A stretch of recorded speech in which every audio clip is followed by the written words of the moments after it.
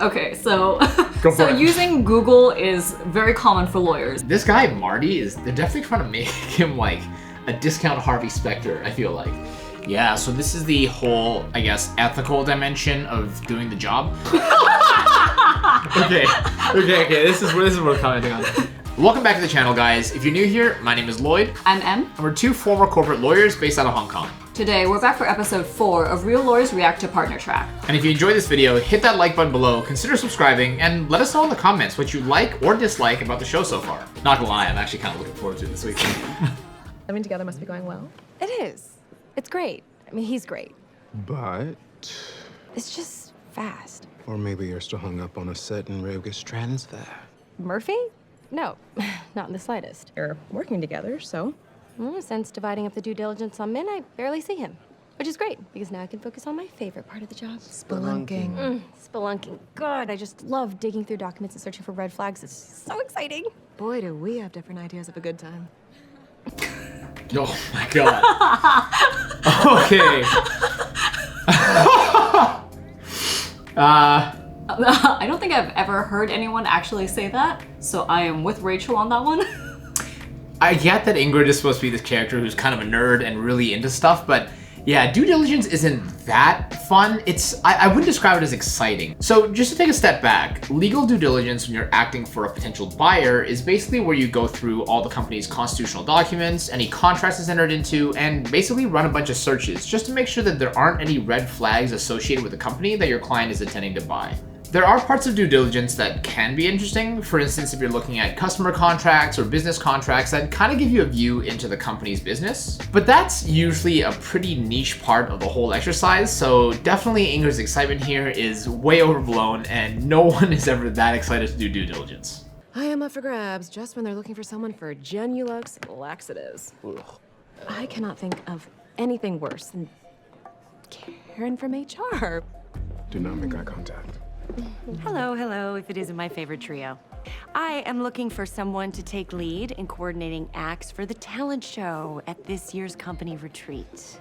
Nobody cares about that thing, Karen. Yes, they do. It is beloved. And whoever coordinates it will be even more beloved. Oh gosh, look at that. I am going spelunking. Yeah, no. Okay, so firm talent shows are a thing, so that's pretty realistic. And the level of excitement that these guys are not showing is also very realistic.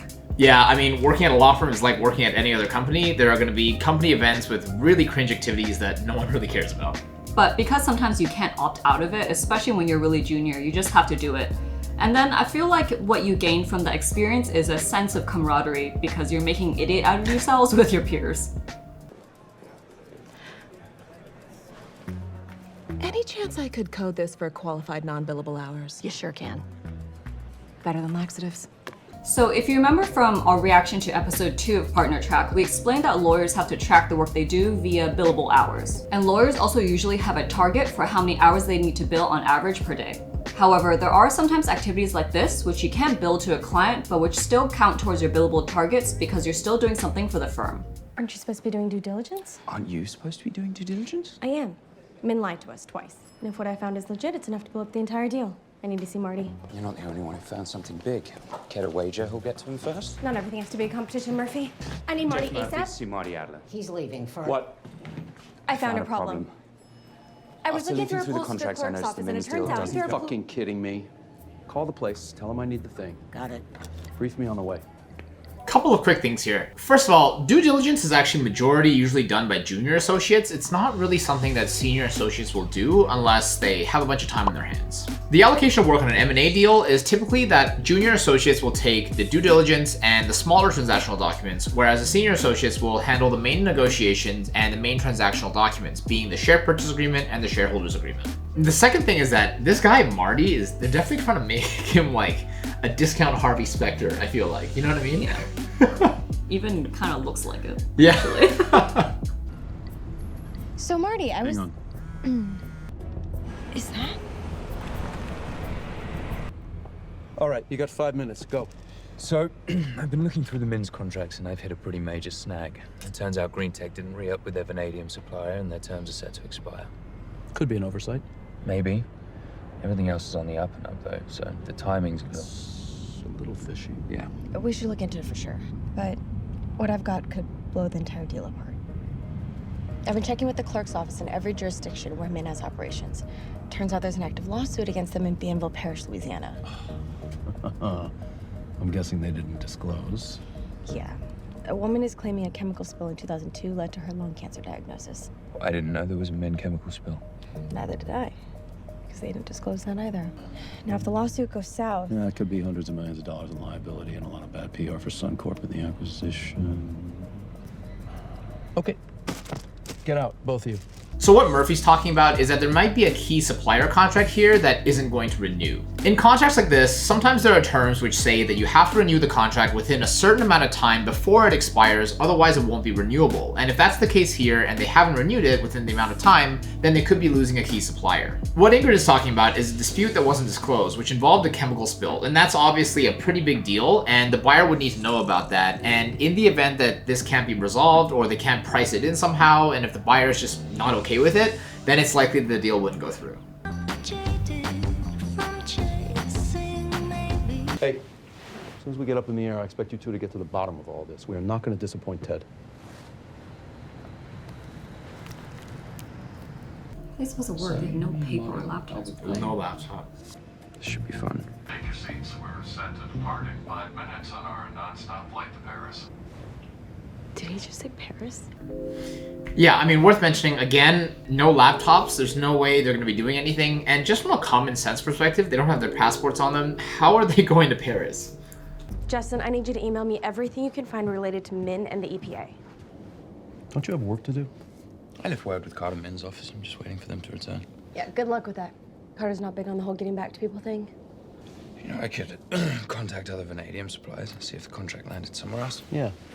So typically, if you ran into an issue like this, you wouldn't be calling up other suppliers or trying to piece it together yourself. First of all, it's just not an efficient use of your time. Secondly, it's not likely to lead to any result. And the easier thing and the practical thing to do is actually just to inform your client and let them know that you intend on asking the other side to give you a straight up answer as to whether or not that contract will be renewed. It's a big part of due diligence as the buyer to be asking the seller side a bunch of questions to basically clarify aspects of the business that maybe aren't clear from looking at the contracts or from the answers they've given you so far. I have an update. Yeah. The woman suing the Mins, it's her 4th lawsuit in the last 10 years. All nuisance suits? Exactly. I know I'll be able to find a way to prove this is just another one. So the bloke I just got off the phone with, he didn't know much about green tech, but he did know a little about a new vanadium supplier. The guy graduated Stanford the same year as Z Min. Well, let's get on the phone. I'm calling him right now. And so it turns out Z was looking into a new supplier, but he pulled out of the talks. Claims the company's no longer in need of vanadium. I doubt that's true. I mean, what about... Flow batteries? I know. I'm guessing they're stopping production, which means we might be able to get a lower purchase price. Good news for Ted. I have good news, too. Turns out the Mins didn't disclose the spill because they had it remediated immediately. The plaintiff won't have a leg to stand on. We have a problem. I was looking through the EPA findings on Min, and I found this. GreenTech never started the process to renew their hazardous waste permit, which is pretty weird since they need it for the factory that produces their lithium-ion batteries. They're not renewing their permits or their contracts? Something's going on at GreenTech. We have to tell Ted. Shit. We'll call him when we land. So I think the whole thing that's going on here with the procedure is a little bit off.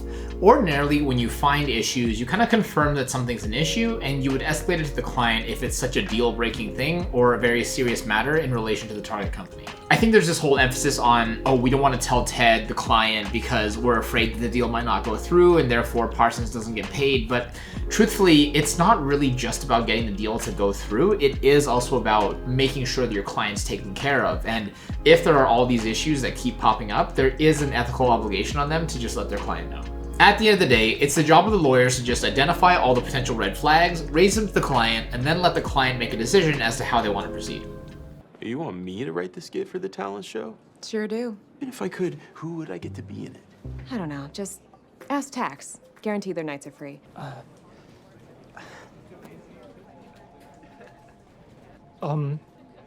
Hunter told us that you suggested we be in the skit this year.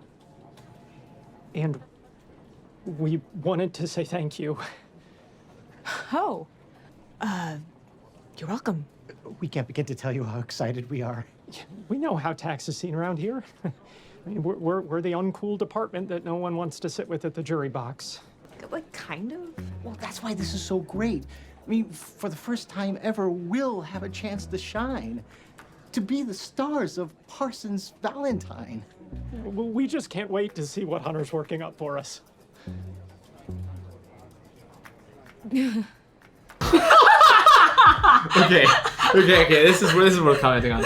Fun fact, tax lawyers are actually some of the highest paid lawyers, generally speaking. So tax is actually a really important part of any transaction. Basically, if let's say you're acting for a buyer and they want to buy a company, they would want the tax team to come in and basically advise on the best structure with which to do that so that tax is a smaller portion of the transaction fee than it otherwise would be. If you think about it, let's say we take this $2.9 billion deal and let's say they're paying 5% in tax. That is an insane amount of money. And I think if they're even able to reduce that down to, let's say, 3.5% or 4% tax, that's huge savings. So it really is justified to hire really good tax lawyers. Having worked in firms with tax departments, I don't think that this is a fair generalization to make of tax lawyers. I think that this is probably coming from a place where, because tax lawyers are incredibly smart and usually people that are quite academic, there is this maybe perception that they're kind of nerdy and stuff, but in my experience, I certainly haven't seen that with the tax people I've worked with.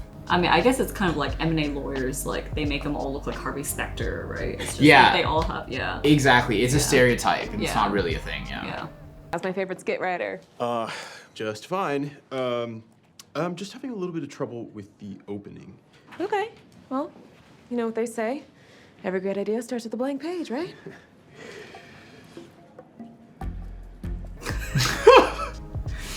Okay, so Go for so it. using Google is very common for lawyers. Even, I mean, I know this isn't related to work, but even for some law-related stuff, I mean, everyone goes to Google first. Yeah, it really is one of those things where you can find the answer to a lot of things on Google. There are legal databases that people search up, but honestly, if you go to a partner and basically say, hey, I've done my research and I can't find this thing, and you didn't check Google as part of that search, they would probably tell you that you haven't done sufficient research. I think even if you can't find the answer, it's a really good starting place. Yeah. So sometimes partners even tell you to check Google first, just so you get a feel for what direction you should be looking at something. Absolutely. So, with permit and contract issues, we suspect there's something going on with Green Tech. But don't you think I know all that? I have spies everywhere. Z-Min's not some evil mastermind. He's just shutting down production on lithium-ion batteries. So he would need a hazardous waste permit. And the vanadium? Well, my fellow on the inside tells me they're working on a new iron sulfate flow battery. If they could make flow batteries that were affordable and big enough for renewable storage, that would completely revolutionize clean energy. You bet your fanny it would. In fact, that's one of the main reasons I was interested in acquiring Min Enterprises in the first place. Tech like that, $60-some per kilowatt hour, that is no friend to gas and oil. Which is why it's crucial that this deal goes through so we can shut down Green Tech. It's a killer acquisition. What about other renewable companies? Shutting down Green Tech won't stop them. Well, that's what I have you fine folks for. To buy up substantial threats. And Z? You can shut his company down now, but what's to stop him from starting a new one? Well, I suppose you'll just have to make sure he doesn't. Jesus Christ. We will take care of that, don't worry. You have a good night, Ted. Okay, so I think a couple things. First off, kind of tying back to what I said before, you do present this stuff to the client and basically let them make a decision. In this case, it kind of turns out that he's some evil sort of oil-loving guy that is all about shutting down renewable energy, which is probably a dramatization a little bit. I mean, I'm sure there are people like that that are out there, but again, this is an illustration of how the client is making a commercial decision on how they want to proceed. It's a good idea, Yun. Call Z-Min, get him to agree to a non-compete. Wait, Marty, I'm not Is there a sure. problem? I'm sure Murphy can make that call. No, it's fine. Yeah, so this is the whole, I guess, ethical dimension of doing the job. You don't often get presented with deals like this where you kind of know that your client has this intention, but in a sense, she, as a lawyer, is kind of acting in her client's best interest to get Z to sign a non-compete and basically make him commit to not starting a new company. So you aren't often placed in situations where you need to make ethical decisions like this, and oftentimes if at the beginning of a deal, right at the outset, you do feel that there might be a potential ethical situation, you can raise it as a conscientious objection and basically let the partner know that you're not comfortable working on the deal. I've heard of people at other firms objecting to certain transactions before. I've actually said no to one transaction because I thought it might have an ethical implication. It's not something that's super common though. I think there's a perception that when you work as a lawyer, whether it's M&A or otherwise, you're frequently presented with situations where there's clear right and wrong, and then you must choose. But as Lloyd explained, in reality, a lot of the times there isn't such a clear moral dilemma, or if there's even one at all. Yeah, and I think obviously in this case, they're really laying it on thick to make the client look like some evil guy. Like they sort of paint him in his office, it's all dark and stuff, and he's talking like a villain. He has spies. Like, yeah. That's not normal. No, so definitely an over-dramatization, but it is something that happens just not that often. Z, hi, hello. This is Ingrid Young with Parsons, Valentine and Hunt. I remember. We're deep in due diligence over here, and are you working on a new kind of flow battery? You got that from contracts and line items? I'm impressed. And so is Ted Lassiter, with you.